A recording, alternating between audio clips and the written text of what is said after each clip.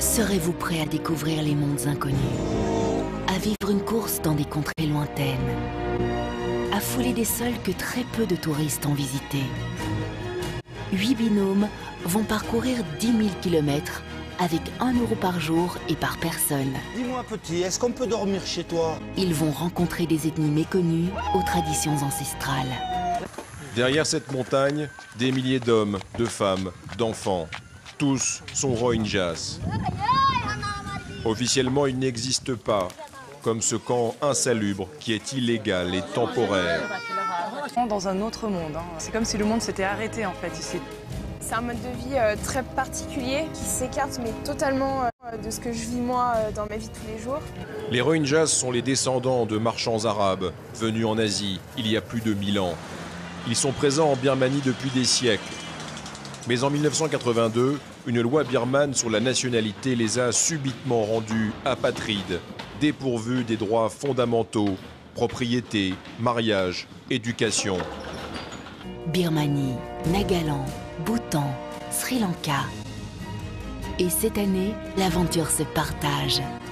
D'anciens candidats emmènent leurs proches dans cette expérience unique. Ça fait 1 mois que je survis. Je me suis enfui de mon village pour me cacher dans la jungle.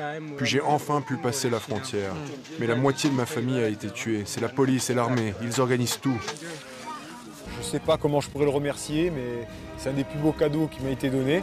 Jamais Pékin Express ne vous aura emmené aussi loin. Fin mars, lors des émeutes dans une ville du centre du pays, un commerce musulman est mis à sac devant des policiers impassibles. Un peu plus tard, un homme est à terre, grièvement brûlé.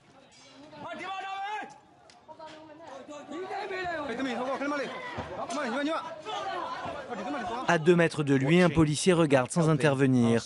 Le lendemain, tout un quartier musulman est incendié. Devant des forces de l'ordre impassibles, plusieurs personnes, dont un moine bouddhiste, rouent de coups de bâton un jeune musulman, avant que cet homme ne vienne lui donner le coup de grâce avec un sabre.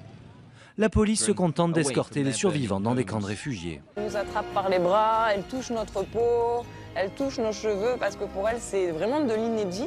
Lorsqu'on a dit à la découverte de mondes inconnus, c'est vrai que ça nous est venu tout de suite lorsqu'on a eu la chance d'avoir ce feu vert pour la Birmanie, qui était un pays fermé, l'un des plus fermés au monde. La Birmanie s'est ouverte depuis peu. Ce que nous avons découvert, c'est que le gouvernement et des communautés arakanaises sont impliqués dans le nettoyage ethnique et des crimes contre l'humanité à l'encontre des musulmans Rohingyas.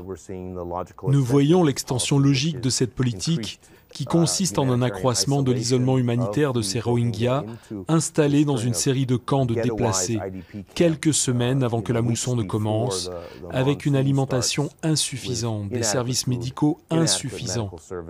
Nous ne pouvons pas accepter ce qui est au fond une évolution vers un système d'apartheid.